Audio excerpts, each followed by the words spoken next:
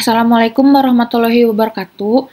Perkenalkan, di sini saya dengan Nabila Maharani Suryanegara dari Fakultas Kedokteran Universitas Islam Bandung, Program Studi Dokter, akan memaparkan artikel mengenai scoping review pengaruh kadar gula darah tidak terkontrol terhadap komplikasi makrovaskular pada pasien diabetes mellitus tipe 2. Di mana latar belakangnya, diabetes mellitus tipe 2 merupakan gangguan metabolik di mana tubuh dapat memproduksi insulin namun tidak dalam jumlah normal atau tidak dapat berespon terhadap efek insulin yang disebut sebagai resistensi insulin. Glukosa plasma puasanya lebih dari 126 mg per desiliter, 2 jam setelah pemberian asupan glukosanya lebih dari 200 mg per desiliter, dan HbA1c-nya lebih dari 6,75%.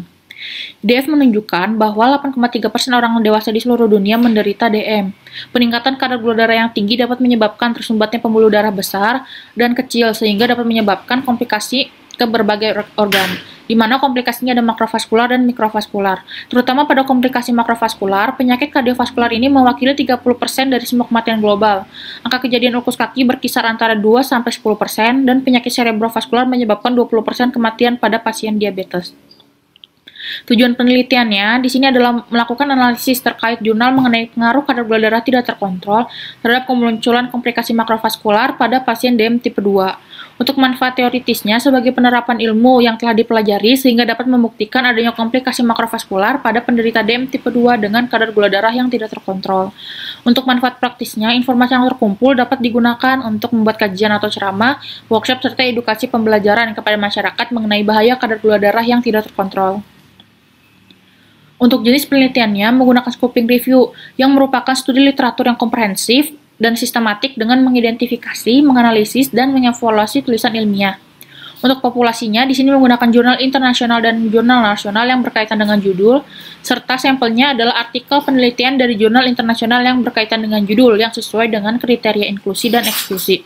Untuk kriteria kelayakannya menggunakan PICOS, di mana populasinya ini adalah jurnal yang terkait DM tipe 2 dengan komplikasi makrovaskular. Exposure-nya yaitu studi yang berkaitan mengenai kadar gula darah tidak terkontrol, outcome-nya itu yaitu kemunculan komplikasi makrovaskular, dan desain studinya yaitu observational study. Untuk prosedurnya, di sini pencarian datanya menggunakan database seperti PubMed, Springer Link, dan ProQuest. Penilaian kualitasnya disesuaikan dengan kriteria inklusi dan eksklusi. Hasil pencarian datanya dari ketiga situs tersebut didapatkan artikel yang sesuai adalah 9 artikel. Untuk hasil dan pembahasannya dari artikel yang pertama, di sini dari responden berjumlah 60.731 didapatkan komplikasi makrovaskular yang terjadi adalah stroke sebanyak 22%, penyakit diabetic foot sebanyak 5%, penyakit arteri koroner sebanyak 5%. Kemudian untuk artikel yang kedua yaitu dari 1.562 responden, 30,3%-nya masih memiliki kontrol glikemik yang buruk, dan didapatkan bahwa hasil diabetic ulcernya sebanyak 65% dan penyakit kardiovaskularnya sebanyak 47%. Untuk artikel ketiga, dari 894 insiden kasus penyakit arteri perifer diidentifikasi selama 8,2 tahun pasien melakukan follow-up. Artikel yang keempat, pasien dengan kontrol glikemik yang buruk mengalami komplikasi kronis berupa kardiovaskular dan dikaitkan dengan adanya kecepatan dari pembentukan plak aterosklerosis serta gangguan fungsi endotel. Untuk artikel yang kelima, di sini variabilitas pada kadar gula darah puasa bisa menjadi faktor yang merugikan pada struktur jantung kiri dan fungsi sistolik yang memungkinkan terjadinya kelainan pada sistem kardiovaskular. Artikel yang keenam, dari responden berjumlah 918, didapatkan 49,3% yang memiliki kontrol glikemik yang buruk, serta komplikasi makrovaskular didapat berjumlah 3,6% selama 5 tahun di diagnosis DM tipe 2. Untuk artikel yang ke-7, variabilitas glikemik berhubungan dengan hasil fungsional yang buruk pada 3 bulan setelah onset stroke pada pasien dengan DM dan iskemik stroke akut. Artikel yang ke-8, peningkatan kadar gula darah menyumbang hampir 30% di antara pasien dengan akut coronary syndrome dan diabetes. Dan terakhir, artikel ke-9 yaitu variabilitas glikemik merupakan presentasi yang umum di kalangan pasien dengan akut myocardial infarct dengan peningkatan resiko kematian.